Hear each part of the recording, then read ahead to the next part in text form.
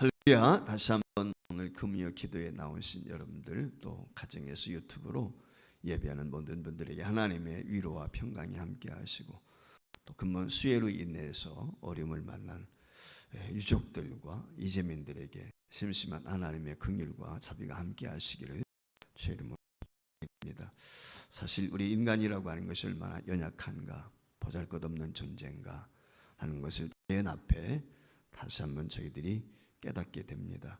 근본 수혜를 통해서 이 나라 이 땅이 다시 한번 어려운 이웃들을 돌아보고 긍휼과 자비를 피차 베풀 수 있는 그런 은혜의 시간이 됐으면 좋겠다, 그런 생각을 가져보고, 교회가 수제를 위해서도 무엇을 우리가 도와야 될 것인지 함께 돌아봤으면 좋겠습니다. 지난번 우리가 강릉을 비롯한 이 화재 사건을 위해서도 저희 교회가 함께 동참을 했었는데, 또 이 수제에도 어려움을 겪고 있는 이웃들 기억하면서 우리가 피차 동참하는 그런 마음들을 좀 가졌으면 좋겠다, 그런 생각을 갖게 됩니다.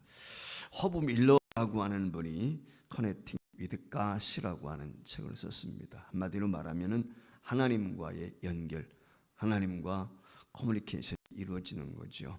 선이 연결되었다, 이렇게 이야기할 수가 있는데, 그 책의 내용 가운데 보면은 재미있는 하나의 이야기를 하고 있습니다. 어떤 한적한 마을, 아주 평화로운 마을인데, 그 마을에 나이트클럽이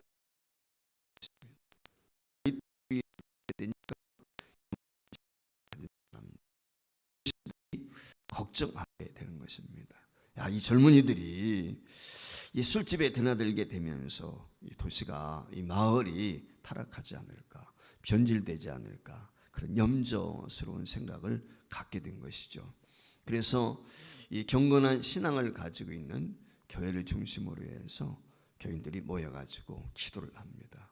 새벽을 깨우며 때로는 철야하면서 기도를 하게 됩니다. 그것은 다른 것이 아니고 하나님께서 이 나이트클럽을 없이 해달라는 그런 기도죠. 그래서 어떤 극단적인 사람은 기도하면서 그런 기도까지 했다고, 하나님, 저 나이트클럽을 불태워 주십시오. 이 극단적인 기도까지 하게 된 것입니다.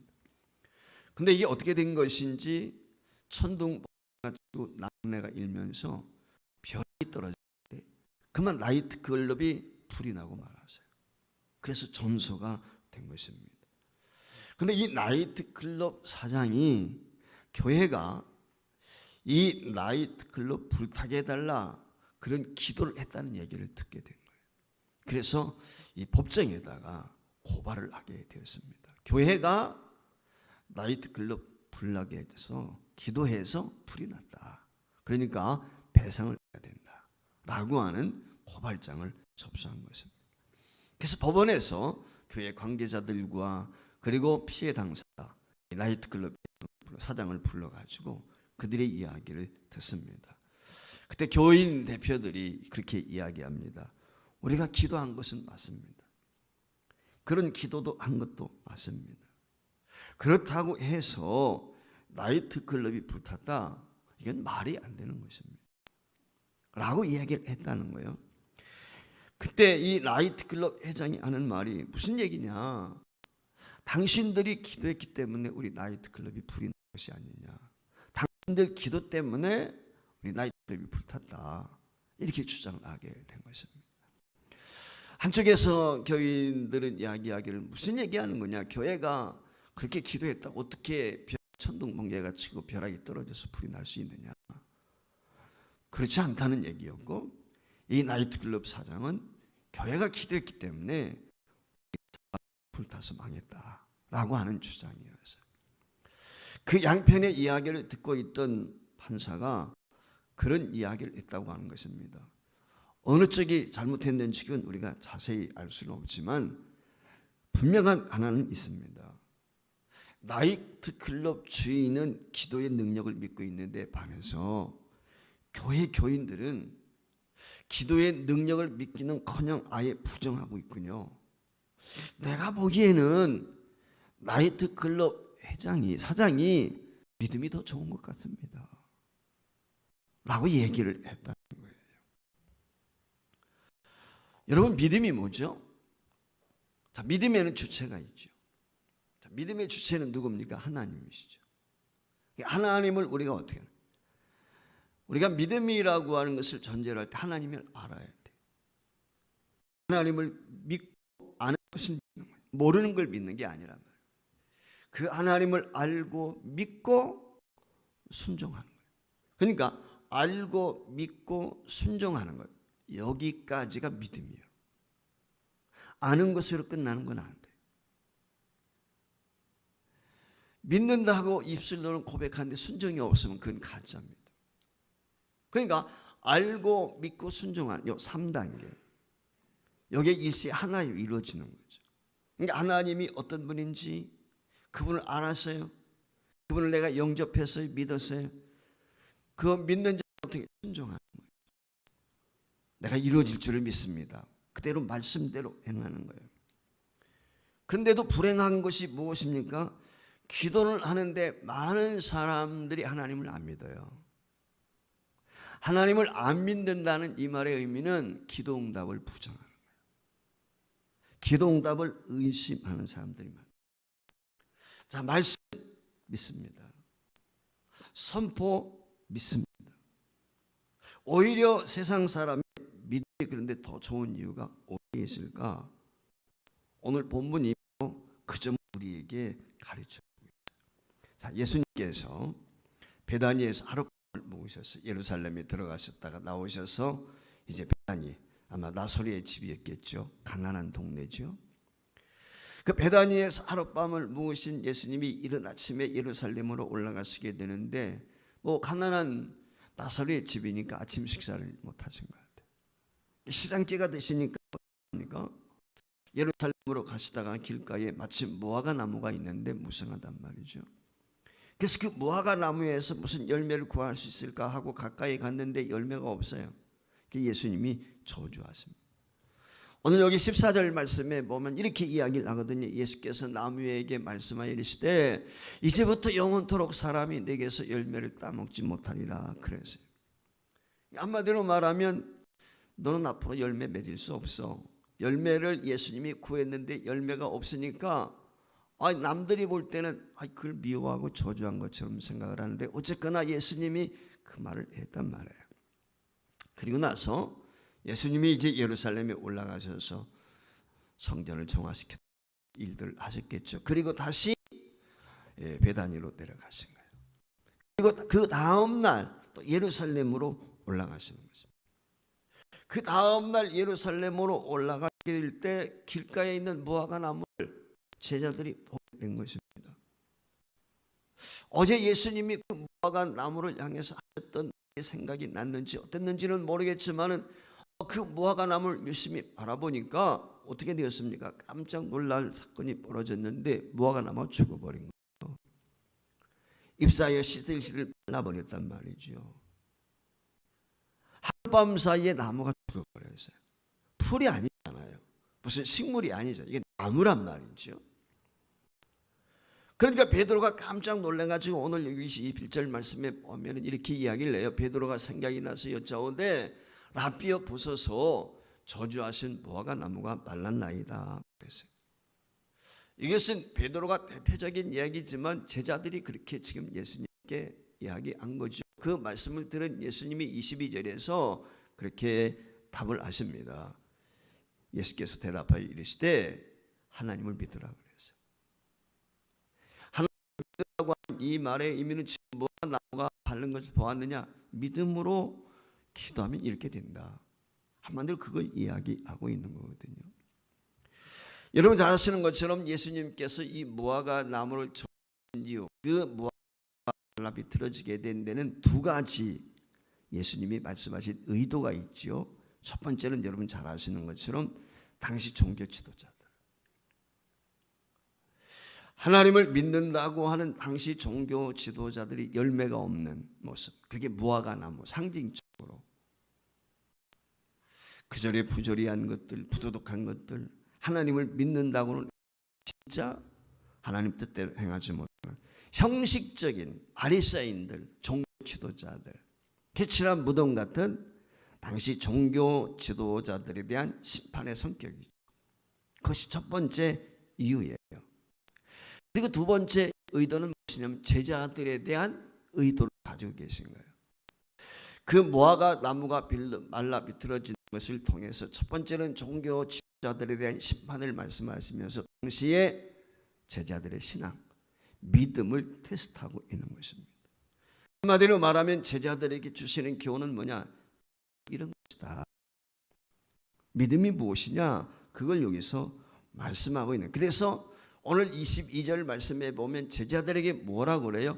선생님, 무화과 나무 말라버렸습니다 라고 질문하니까 22, 하나님 믿으라, 그렇게 이야기하는 거예요.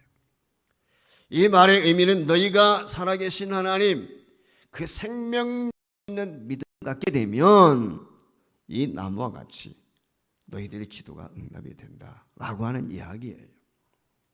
비슷한 내용이 마태복음 17장 20절 이하에도 보면은 그런 말씀이 나오고 있어요. 예수님께서 하루는 변화산에 올라가셨습니다. 그 말씀을 조금 이따 띄워줘도 돼요. 변화산에 올라가셨거든요. 그 변화산에 올라가셔서 변형되신 그런 모습을 세 명의 제자들이 보게 되죠. 그리고 그 사건 후에 지상으로 내려오시게 되었을 때 나머지 제자들이 한 아버지와 아들을 가지고 씨름을 하고 있었던 거예요. 귀신 들린 아들이 있었는데 그 아들을 고쳐달라고 제자들에게 데리고 왔는데 제자들이 치료를 못하는 거예요. 그때 예수님이 무엇 가지고 다투느냐? 그 상황을 설명을 합니다. 그때 예수님이 한탄하시죠. 믿음 없는 세대요 라고 말씀을 하시면서 그 아이에게서 귀신을 쫓아내요. 치료했단 말이에요. 자, 그 사람들도 떠나가고 예수님의 제자들과 함께 제자들만 남게 되었어요. 그 제자들만 남게 되었을 때 아마 제자들이 부끄러워서 자신들은 그 귀신을 쫓아내지 못했으니까 과거에는 다 쫓아냈단 말이에요. 예수님이 들씩 짝지어 전도대회에 나갈 때도 그들이 그런 기적들을 행했었거든요. 근데 조금 전에 그걸 못했어요. 그래서 예수님과 함께 있을 때 제자들이 예수님께 묻습니다. 선생님, 왜 우리는 저 귀신을 쫓아내지 못했습니까? 왜 우리가 치료하지 못했습니까? 이렇게 질문하게 되었을 때 바로 마태복음 7장 20절에 이렇게 이야기를 같이 시작. 시대 너희 믿음이 작은 자이니라. 진실 너희에게 이르노니 만일 너희에게 믿음이 겨자씨 하나만큼만 있어도 이 산을 명하여 여기서 저기로 옮겨지라 하면 옮겨질 것이요 또 너희가 못할 것이 없느니라. 할렐루야. 자, 오늘 여기 말씀에 보면 이게 살아있는 믿음, 역사하는 믿음, 응답되어지는 믿음이 뭐냐? 생명력 있는 믿음이 어떤 것이냐라고 하는 것을 단적으로 우리에게 보여주고 있는 거예요. 오늘 이곳에 나오신 여러분들이 하나님 살아계심을 믿습니다. 하나님은 오늘도 살아계신 분입니다. 할렐루야. 믿습니까? 응답이 없어요. 대답들을 못해. 그럼 뭐하러 나왔어요? 여러분들 뭐하러 나오신 거예요? 하나님 살아계심을 대답을 못하는데 여기 나오면 뭐해? 여러분 살아계심을 다시 한번 묻습니다. 믿습니까?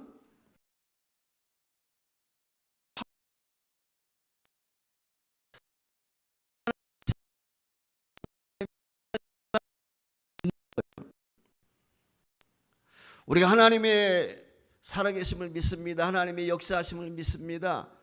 이 하나님에 대한 시제로 이야기하면 세 가지로 이야기할 과거적인 믿음, 현재적인 믿음, 미래적인 믿음.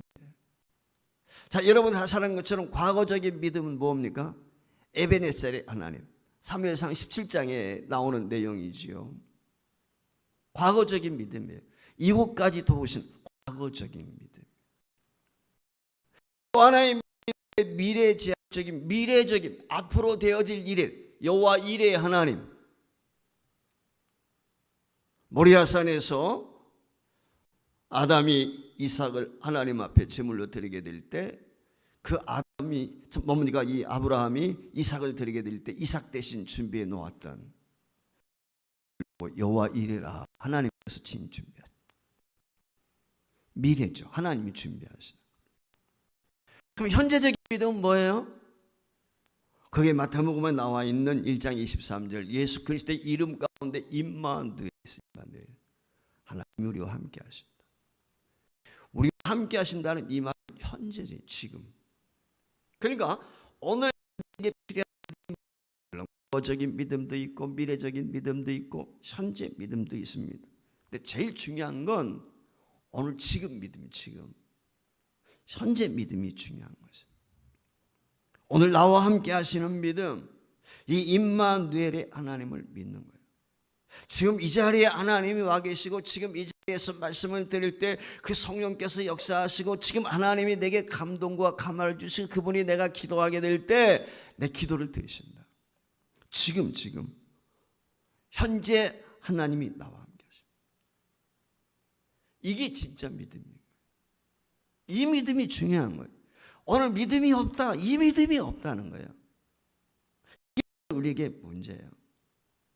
자, 에베네셀의 하나님 이곳까지 도우셨다. 그런 얘기 많이 하잖아요. 지나고 나서 그때는 몰라서 어려움을 만났었고 환난을 만났었고 어떤 문제 직면했었는데 그때는 원망하고 불평하고 투정하고 막 그랬거든. 근데 지나고 나니까 그게 하나님의 은혜여서 깨닫고 그때 하나님이 응답하신 거야. 이거 과거적인 믿음이에요. 그때 당시는 내가 몰랐단 말이에요. 그래서 에베네셀의 하나님 많은 사람들이 고백합니다. 내가 지나고 보니까 그게 하나님의 인도하심이었고 하나님의 선하신 뜻이 있었습니다.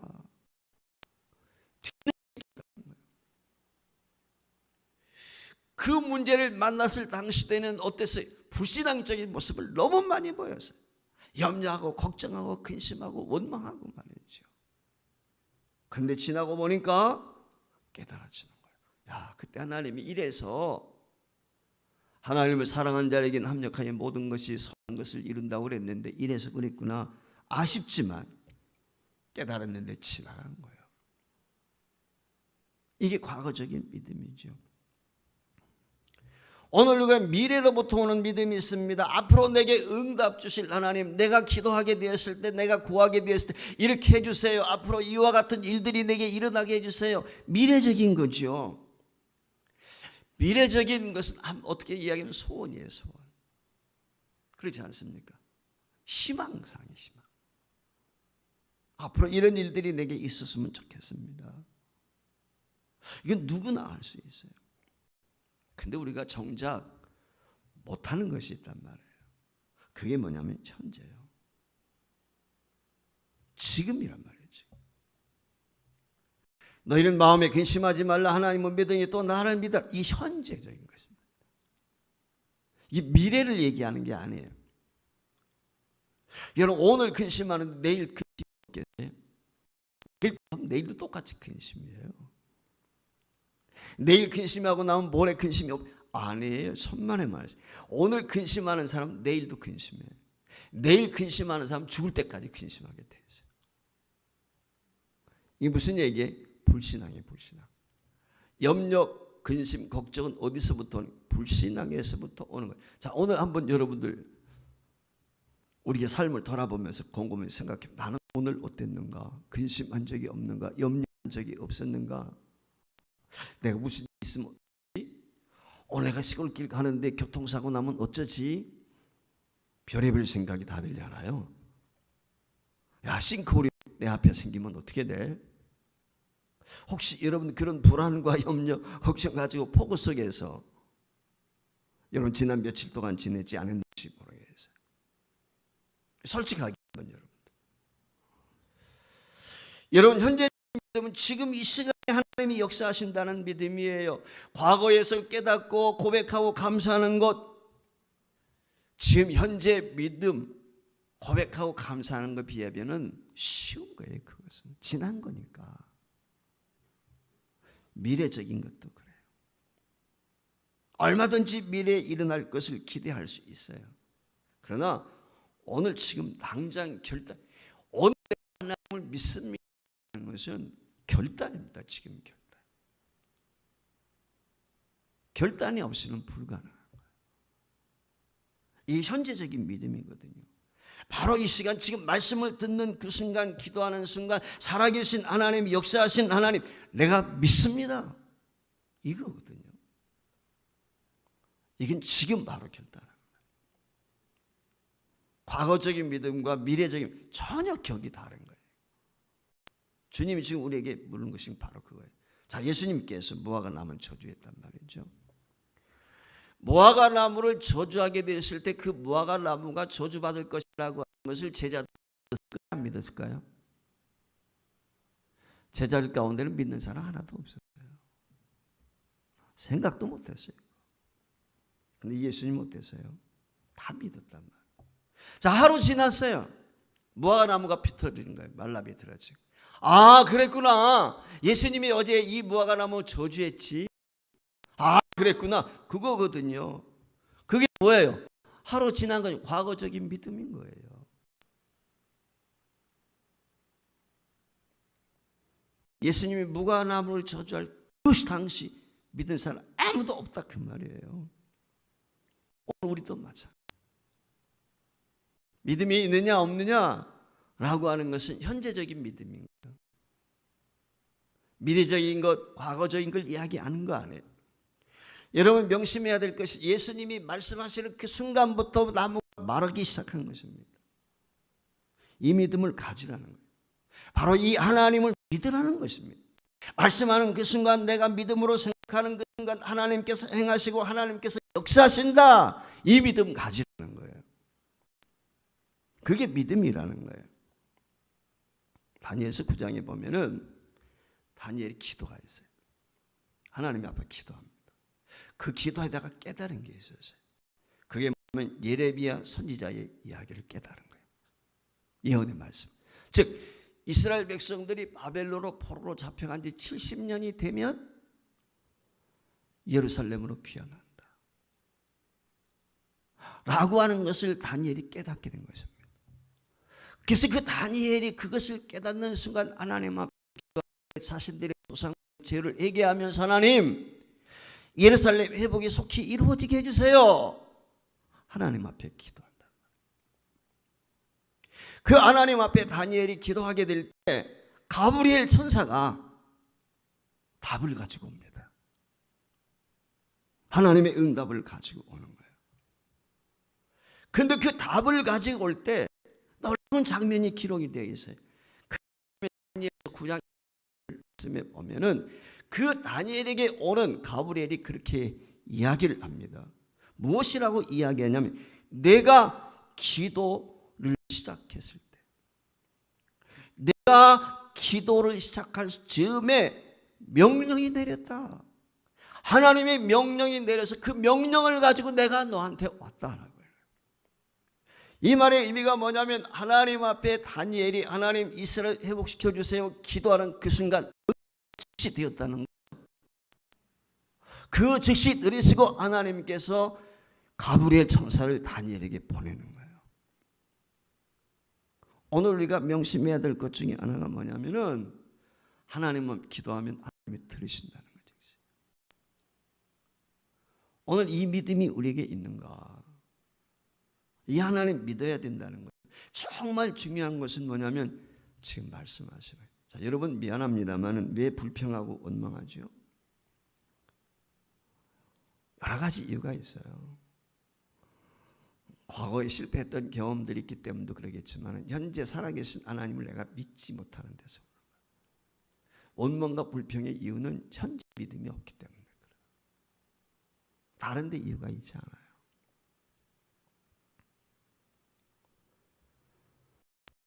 기도하는 순간이 중요해요. 그걸 믿을 때 우리는 산을 바다로 옮길 뿐만 아니라 믿고 구하는 것은 어떻게 된다? 오늘 그대로 될 것이다. 이 믿음을 가질 때, 현재적인 믿음을 가질 때 하나님의 기적, 하나님의 역사를 경험할 수가 있는 거죠. 그럼 현재적인 믿음, 이 믿음을 가질 때 어떤 결과가 있습니까? 첫째, 모든 문제가 해결된다. 어떤 문제든지 해결되어지는 것입니다. 살아계신 하나님, 하나님을 믿는다면 이제 우리는 우리 앞에 있는 모든 것을 해결할 수 있는 능력을 가질 수가 있다는 거예요. 자, 오늘 여기 보면 23절 말씀에 보면 예수님께서 제자들에게 이렇게 말씀을 하시죠. 같이 읽어볼까요? 시작. 내가 진실로 너에게 이르노니 누구든지 이 산더러 들리어 바다에 던져지라 하며 그 말하는 것이 이루어질 줄 믿고 마음에 의심하지 아니하면 그대로 되리라 그랬어요. 오늘 여기 말씀에 보면 산을 향해서 저 바다로 던져져라 하면 그대로 되는 거예요. 이게 진짜 될까요? 그런 일이 있을 수 있을까요? 무엇을 지금 이야기하고 있을까요? 자, 예수님께서 지금 예루살렘으로 올라가고 있단 말이죠. 자, 예루살렘으로 올라가게 될 때, 베다니에서 예루살렘 쪽으로 올라가게 될 때, 이스라엘 다녀오신 분들은 우리 가운데는 없으니까 잘 모르시겠지만 지도를 보시면 여러분들이 아실 수 있는데, 그게 뭐냐면은 바로 예루살렘으로 올라가시면서 볼 산이 하나 있는데 그게 뭐냐, 감난산이에요. 감난산의 높이가 충청남도 계룡산 정도 높이가 됩니다. 한 800m 정도 되니까. 그리고 그 감난산 너머에는 사해가 있습니다. 바다가 있는 것이죠. 사해 바다. 흔히 바다라고 하지 않습니까? 그러니까 주님은 그 산과 그 산 너머에 있는 사해를 보시면서 지금 제자들에게 말씀하시는 거예요. 너희가 살아계신 하나님을 믿는다면 이러한 높은 산이 가로놓여 있다 할지라도 그것을 이기고 하고자 하는 선한 뜻을 이룰 수 있을 것이다. 그 이야기를 지금 하고 있는 거거든요. 여러분, 산을 괜히 바다에 던질 이유가 어디에 있겠습니까? 오늘 여기 예수님이 말씀하신 산은 무엇을 상징적으로 우리에게 이야기하고 있는 것입니까? 이 시대에 산이라고 하는 것이 어떤 의미를 가지고 있는지, 유대인들이 어떻게 이 문제를 받아들인가, 이 말씀을 받아들이는가 하는 것을 이해하면 돼요. 그때 랍비들이 그런 이야기를 했다는 것입니다. 랍비들이 어떤 큰 문제 앞에 직면하고 있으면 그 문제 때문에 어려워하는 사람들을 향해서 산을 들어 던져라. 한마디로 말하면 문제 해결되어지는 것, 어려운 일을 해결할 때 그 어려운 일을 해결하는 것을 산을 집어 던지는 것처럼 그렇게 비유했다는 것입니다. 그러니까 이 말씀은 무엇일까? 예수님께서 하시는 말씀은 산을이라고 하는 것은 어려운 난제, 문제를 말하는 거예요. 우리가 살다가 경험하게 되는 크고 작은 일들, 그 일들을 지금 오늘 여기서 이야기하는 거예요. 던져버려라. 그럼 바다에 빠진다는 거예요. 바클레이라고 하는 유명한 주석가이거든요. 제가 바클레이 주석을 참 좋아하는데, 이 바클레이라고 하는 분은 26번인가를 예루살렘을 방문을 했다고 그래요.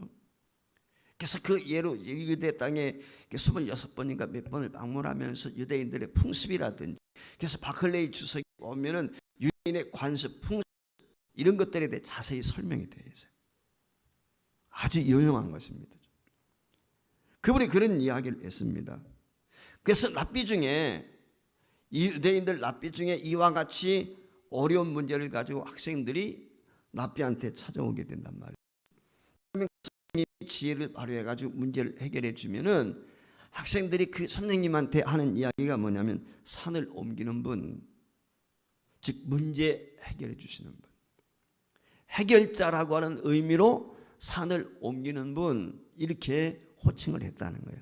그러니까 오늘 여기 산을 옮긴다는 말의 의미는 해결된다. 해결자 하나님, 그걸 지금 이야기하고 있는 거예요. 자, 그렇다면 우리가 살아계신 하나님을 믿을 때 어떤 문제라도 이기고 성취할 줄 여러분이 믿습니까? 중요한 건 여러분이 의심하지 않는 거예요. 오늘 본 말씀에 보면 23절에 예수님이 그렇게 강조, 그 말하는 것이 이루어질 줄 믿고 마음에 의심하지 아니하면 그대로 되리라 그랬어요. 자, 여러분들 어떻습니까? 기도하고 그대로 될 줄 믿습니까? 설마 내 기도 들을까? 진짜 내 기도 들어주시는 건가? 저는 이번에 일꾼들 뽑으면서도 그런 생각을 많이 했어요. 제가 일일이 다 전화한 건 아니지만 개중에 몇몇 분들한테는 이승일 목사님이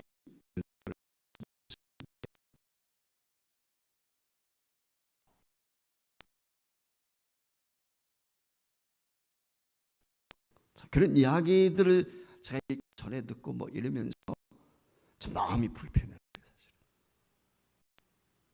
대도 안 되는 건 하나님의 뜻이고, 대도 하나님 안 돼도 믿음으로 하는 거거든요.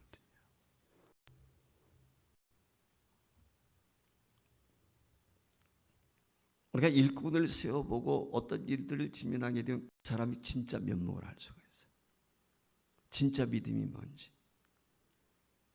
그 말 속에, 그들 대답 속에 진짜 신앙이 뭔지 볼 수 있어요.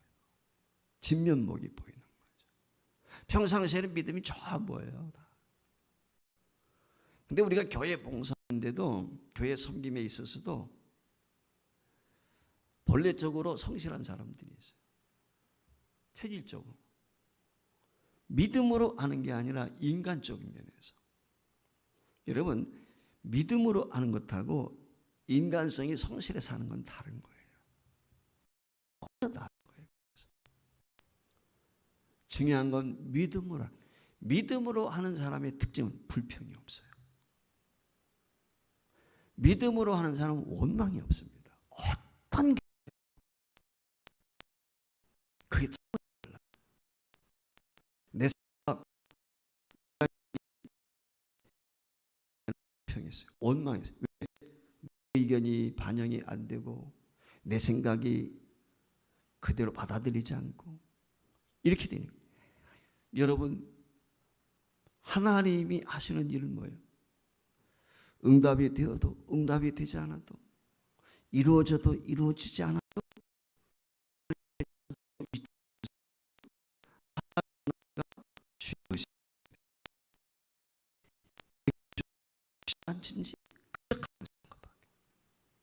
받아도 감사, 못 받아도 감사.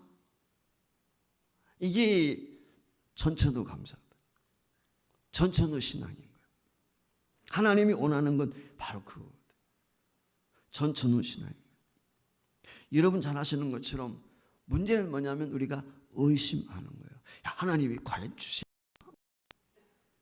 하나님의 기도 들으실까? 하나님 진짜 이렇게 하실까? 그 생각들이 있단 말이에요. 근데 오늘 주님이 뭐라고 23절에 마가복음 9장 23절에 이야기합니까? 할 수 있거든요. 무슨 말이야? 믿는 자에게는 능치 못하며. 바울 사도는 빌립보서 4장 13절에서 이 말씀에 대해서 내게 능력 주시는 자 안에서 내가 보는 것을 알 수 있다.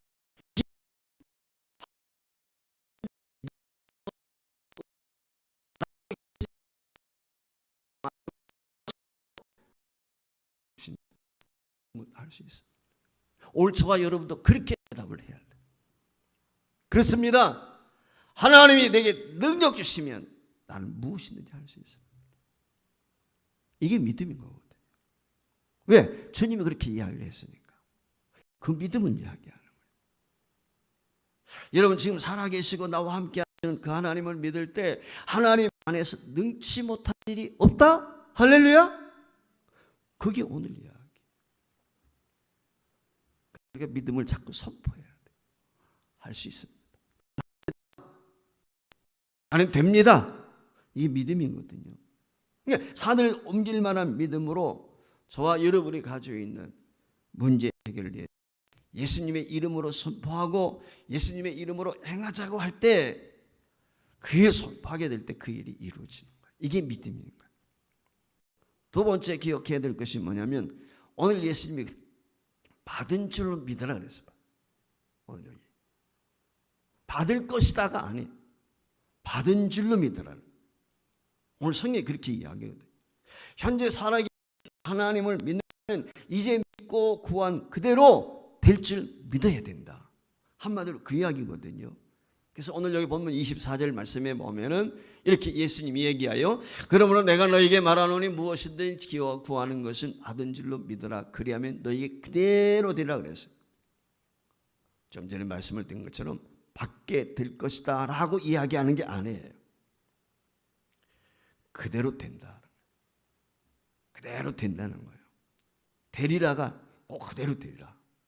그렇게 말씀을 했어요. 자, 요한복음 14장 13절 말씀에 보면 예수님께서 하신 말씀 가운데 너희가 내 이름으로 무엇이든지 하나님 아버지께 구하면, 내게 구하면 내가 시행한다. 구하면 무엇이든지 시행한다는, 무엇이든지 시행한다는 이 말은 앞으로 그렇게 할 것이다가 아닙니다. 현재 시제입니다. 현재. 지금 시행한다. 오늘 우리가 명심해야 될 것, 믿음은 현재입니다. 근데 우리의 기도가 대개는 미래적입니다. 미래적이에요. 하나님 제게 건강 주시면 내가 앞으로 이렇게 할 것입니다. 제게 돈 버는 은혜를 주시면 제가 이렇게 봉사할 것입니다. 하나님 내게 달란트 주시면 이렇게 내가 섬길 것입니다. 얘기는 반대로 나는 봉사하지 않을 거예요. 내게 돈 벌게 하지 않으면 나는 섬기지 않을 겁니다. 내게 달란트 주지 않으면 나는 봉사할 수 없습니다. 반대로 이런 얘기가 되는 거거든요. 하나님의 나라와 하나님의 의를 구하는 저와 여러분은 어떤 조건이 없어요. 믿음으로 그냥 하는 거예요. 말씀 그대로 내 이름으로 무엇이든 내게 구하면 하셨으니까 그 약속 말씀 믿고. 근데 여기에 기도 응답의 전제 조건이 있습니다. 이게 굉장히 중요해요. 여기에 대다수의 사람들이 걸려요. 기도는 하거든요. 믿습니다. 근데 이 걸림돌에 의해서 기도 응답을 경험하지 못해요. 그게 무엇인지 아십니까? 원망, 불평, 시기, 질투, 미움, 원수, 이런 것들이에요. 이런 것들이 오늘 우리 기도를 방해합니다. 기도. 쉽게 말하면 마음에 구름이 있어서, 죄의 구름. 이게 다 죄와 거든요. 오늘 여기 25절이 그래서 굉장히 중요해요. 뭐라고 주님이 이야기해요? 서서 기도할 때에 아무에게나 혐의가 있거든 용서하라. 그리하여 하늘에 계신 너희 아버지께서도 너희 허물을 사하여 주시하시. 여러분 한번 생각해 보세요. 지금 제자들과 무화과나무에 대한 저주받은 무화과나무에 대한 이야기하거든요.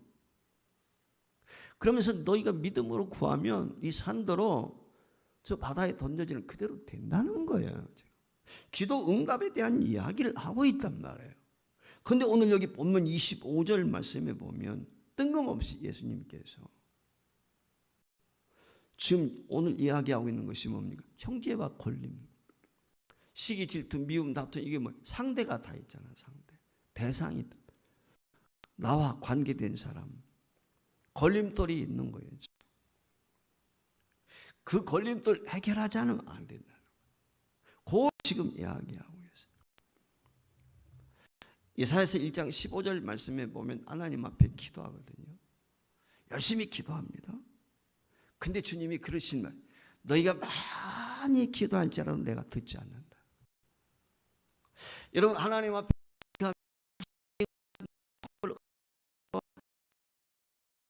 기도하시면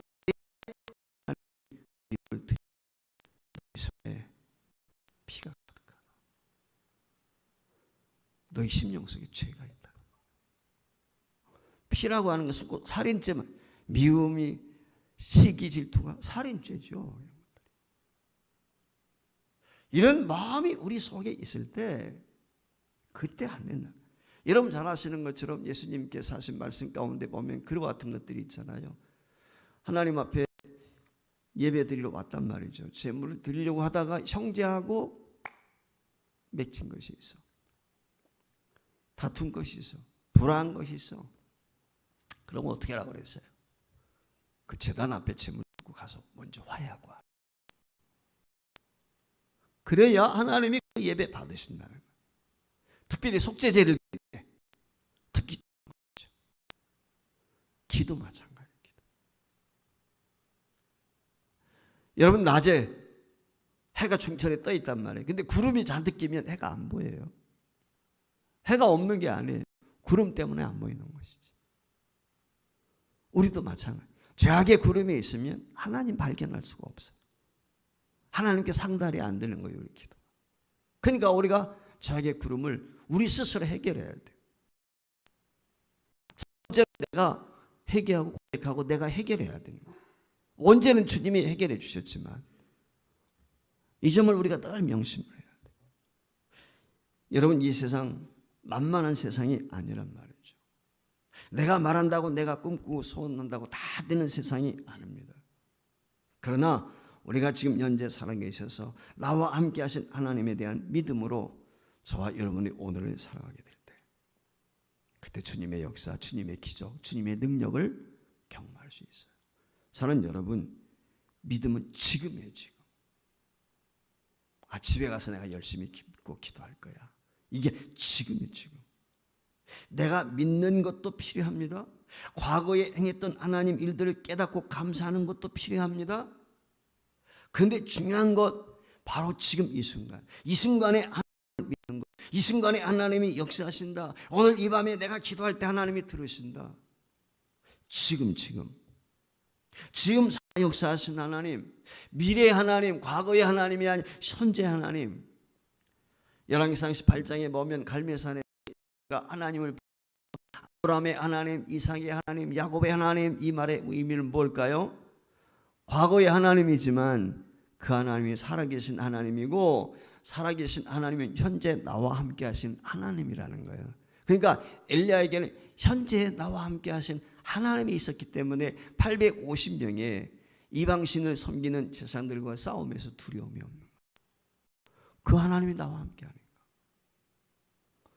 중요한 건 지금 현재 나와 함께 하신 하나님, 현재 내 기도를 들으신 하나님, 오늘 이 저녁에 이곳에 오셔서 나와 함께 역사하신 우리 주님, 성령의 역사하심, 이 믿는 믿음, 그 믿음이 우리에게 거기에 역사가 있어요. 주님이 그대로 되리라. 하나님께서 오늘 이 저녁에 저와 여러분이 이 믿음을 주시고, 이 믿음을 가지고 기도하게 될 때 주의 음성을 듣고 문제 해결받고 돌아갈 수 있는 귀한 저녁 되기를 주의 이름으로